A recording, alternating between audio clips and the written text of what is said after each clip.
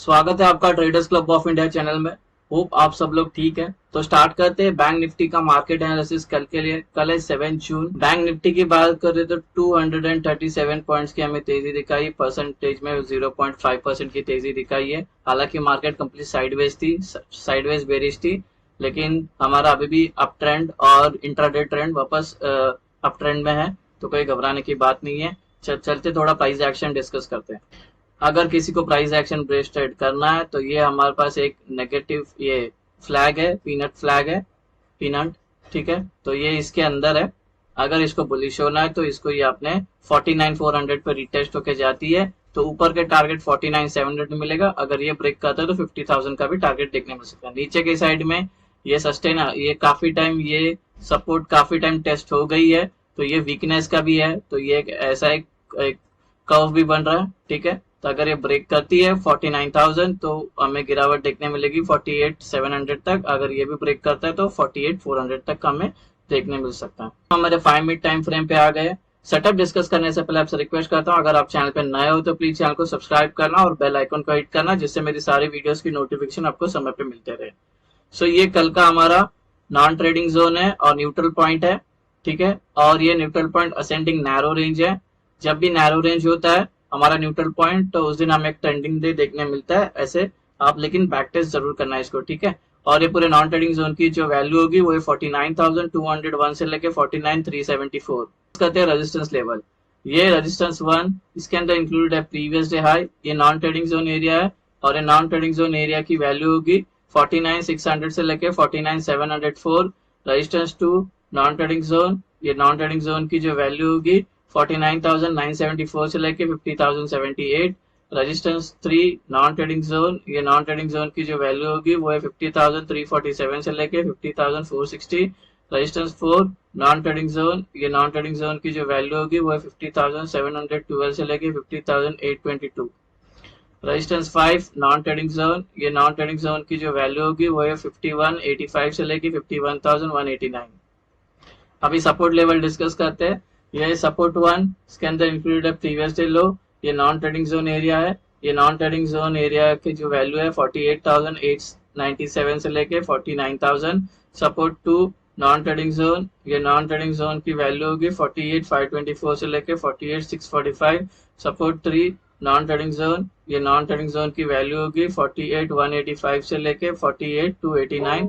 Support 4 non trading zone, ये non trading zone की value होगी 47,820 से लेके 47,916। सपोर्ट 5 नॉन ट्रेडिंग जोन, ये नॉन ट्रेडिंग जोन की जो वैल्यू होगी वो है 47,464 से लेके 47,569। गाइज हमारा सपोर्ट रेजिस्टेंस और न्यूट्रल पॉइंट का रेंज डिस्कस हो गया। वो रेंज अगर आपको समझ में नहीं आई हो तो वीडियो को पॉज करके वो रेंज आपके चार्ट पे प्लॉट करके लेना। अभी हम एंट्री और एग्जिट मार्क करते हैं। ट्रेडर्स, ये कल की हमारी एंट्री और एग्जिट है। जब नॉन ट्रेडिंग जोन मार्क हो जाएगा तो उसके अपर साइड में ग्रीन एरोज मार्क करना और नॉन ट्रेडिंग जोन के लोअर साइड में रेड एरोज मार्क करना, जिससे आपको एंट्री और एग्जिट आसानी से समझ में आए। ग्रीन का मतलब हमें बाय करना है, लॉन्ग होना है। रेड का मतलब हमें सेल करना है, शॉर्ट करना है। यहाँ तक सिंपल है।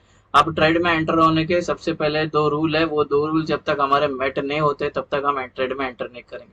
जो फर्स्ट रूल है, प्राइस को नॉन ट्रेडिंग जोन में होना चाहिए, ठीक है। सेकेंड जो रूल, अगर प्राइस नॉन ट्रेडिंग जोन में है तो उसको वहां पे 15 मिनट या 15 मिनट के ऊपर कितने घंटे भी सस्टेन करते हैं, उसके बाद ऊपर का ब्रेकआउट करते तो ऊपर का ट्रेड करेंगे और नीचे का ब्रेकडाउन करते तो नीचे का ट्रेड लेंगे। और जब ये हमारे दोनों रूल मेट होने के बाद जब एंट्रीज की बारी आती है, ऊपर या नीचे जब कोई भी, तो उसमें 2 एंट्रीज है। एक है सेफ एंट्री और एक है एग्रेसिव एंट्री। ये सेफ और एग्रेसिव एंट्री का मैं थोड़ी देर में बताता हूँ। फिलहाल के लिए हम डिस्कस करते हैं फ्लैट ओपन। अगर मार्केट यहीं पे ओपन होती है, आज जहाँ पे क्लोज हो गया, तो उसको फ्लैट ओपन बोलते हैं। तो ये टेक्निकली नॉन ट्रेडिंग जोन में है, तो इसको ये काफी, यहाँ पे दोनों रूल मेट को, पहला रूल तो मेट हो गया। नेक्स्ट रूल क्या है, तो यहाँ पे प्राइस 15 मिनट या 15 मिनट के ऊपर सस्टेन होती है, उसके बाद ऊपर का ब्रेकआउट है ऊपर का ट्रेड, नीचे का ब्रेकडाउन आया तो नीचे का ट्रेड। अभी डिस्कस करते हैं गैप अप। प्राइस यहाँ पर है, अगर गैप अप यहाँ पे होती है तो टेक्निकली नॉन ट्रेडिंग जोन में हो जाएगी। तो यहाँ पे 1 हो गया रूल नंबर 2। क्या इसके अंदर सस्टेन करनी चाहिए 15 मिनट या 15 मिनट के ऊपर, उसके बाद ऊपर का ब्रेकआउट है तो ऊपर का ट्रेड, नीचे का ब्रेकडाउन आया तो नीचे का ट्रेड। अगर ये गैप अप होने के बाद गिरना स्टार्ट करती है या और ऊपर जाती है तो ऐसे में हम ट्रेड नहीं करेंगे, हम वेट करेंगे प्राइस को नॉन ट्रेडिंग जोन में आने का। एग्जांपल के लिए गैप अप होती है और गिरना स्टार्ट करती है और ये नॉन ट्रेडिंग जोन में उसका एक सपोर्ट मिलता है और यहाँ पे ये दोनों रूल मेट होते हैं, उसका ऊपर का ब्रेकआउट आया तो ऊपर का ट्रेड, नीचे का ब्रेकडाउन आया तो नीचे का ट्रेड। अगर gap up non trading zones के बीच में ओपन हो रही है तो हम ट्रेड नहीं करेंगे, हम प्राइस को पहले नॉन ट्रेडिंग जोन्स में आने देंगे। उसके बाद ये दोनों रूल यहाँ पे मेट होता है, उसके बाद जिस साइड का ब्रेकआउट करता है उस साइड का हमारा ट्रेड बन सकता है। अभी डिस्कस करते हैं गैप डाउन। प्राइस यहाँ पे अगर ये गैप डाउन यहाँ पे होती है S1 के अंदर तो ये टेक्निकली नॉन ट्रेडिंग जोन में ओपन हो जाएगी और यहाँ पे ये सस्टेन करती है, दोनों रूल मेट होता है। उसके बाद ऊपर का ब्रेकआउट है तो ऊपर का ट्रेड, नीचे का ब्रेकडाउन आया तो नीचे का ट्रेड। अगर ये गैप डाउन होने के बाद नीचे गिरने लगती है या और ऊपर जाती है तो ऐसे में हम ट्रेड नहीं करेंगे, पहले प्राइस को नॉन ट्रेडिंग जोन में कंसोलिडेट होने का वेट करेंगे। एग्जांपल के लिए गैप डाउन होती है और सपोज से गिरना स्टार्ट करती है और ये नॉन ट्रेडिंग जोन में उसको एक सपोर्ट मिलता है और यहाँ पे टाइम स्पेंड करती है 15 मिनट के ऊपर। उसके बाद ऊपर का ब्रेकआउट आया तो ऊपर का ट्रेड, नीचे का ब्रेकडाउन आया तो नीचे का ट्रेड। गैप डाउन कई नॉन ट्रेडिंग जोन्स के बीच में ओपन होती है तो हम ट्रेड नहीं लेंगे, पहले प्राइस को नॉन ट्रेडिंग जोन में आने देंगे, सस्टेन करने देंगे। दोनों रूल जब मेट होता है उसके बाद जिस साइड का ब्रेकआउट करती है उस साइड का हमारा ट्रेड बन सकता है। अभी एक बार टारगेट एक्सप्लेन करता हूँ। एज्यूम करते हैं कि प्राइस इसके अंदर है, ठीक है, और ये हमारा दोनों रूल मेट हो गया और ये ब्रेकआउट आया तो हमने क्या किया, ऊपर का ट्रेड लिया। ऊपर का ट्रेड लिया तो टारगेट क्या होंगे, 1 2 3, ये बीच में एक पिवट लाइन है, ठीक है, 3। अगर ये वाला ऊपर का ट्रेड लिया तो ये लेवल होंगे टारगेट। सेम वे प्राइस अगर दोनों रूल मेट होने के बाद ब्रेक डाउन आता है और हम यहाँ नीचे का ट्रेड लिया तो टारगेट क्या होगा, 1 2 3। अगर ये वाला नीचे का ट्रेड लिया तो ये 2 लेवल होंगे टारगेट। अगर ये वाला नीचे का ट्रेड लिया तो ये 2 लेवल होंगे टारगेट। तो सारे टारगेट आपको ऐसे ही निकालना है। अभी OI का डेटा डिस्कस करते हैं, ठीक है। हालांकि सब सिंगल डिजिट पे ऑप्शन चेन देख के कुछ मतलब नहीं है, ठीक है। सबसे ज्यादा जिस स्ट्राइक प्राइस पे कॉल राइटर्स और पुट राइटर प्रेजेंट है तो वो मैंने एवरेज स्ट्राइक प्राइस ले लिया है सपोर्ट और रेजिस्टेंस का, तो उस पर हम डिस्कस करते हैं, ठीक है। तो एज्यूम करते हैं कि अगर ये प्राइस ऊपर जाती है, अप ट्रेंड में है, तो ऊपर हमें एक रेजिस्टेंस फेस करने मिलेगा 49,000 का। इसको लग के प्राइस नीचे आ सकती है, ट्रेंड चेंज हो सकता है, बिकॉज यहाँ पे सी राइटर सबसे ज्यादा है, उसके ऊपर इंटरेस्ट ज्यादा बिल्डअप है, यहाँ पे सेलर बैठे हुए, इसको लग के प्राइस नीचे आ सकती है, ट्रेंड चेंज हो सकता है। तो अगर इस ट्रेड में एंटर हुए तो आधी क्वांटिटी यहाँ पे बुक कर लेना। बड़ी कैंडल से ब्रेकआउट आता है तो ट्रेड लेसल करते चले जाना। डाउन ट्रेंड में चल रहे तो नीचे एक सपोर्ट देखने मिलेगा 48,700 का, इसको लग के प्राइस ऊपर जा सकती है, ट्रेंड चेंज हो सकता है, बिकॉज यहाँ पे जो पी है उसके OI सबसे ज्यादा यहाँ पर बिल्डअप है, ये स्ट्राइक प्राइस पे, यहाँ पे बायर्स एक्टिव है, इसको लग के प्राइस ऊपर जा सकती है, थोड़ा ध्यान रखना, ठीक है। अभी बात करते हैं सेफ एंट्री की। तो सपोज एज्यूम करते हैं कि यहाँ पे प्राइस है और दोनों रूल मेट हो गए, ये ब्रेकआउट आया, ठीक है।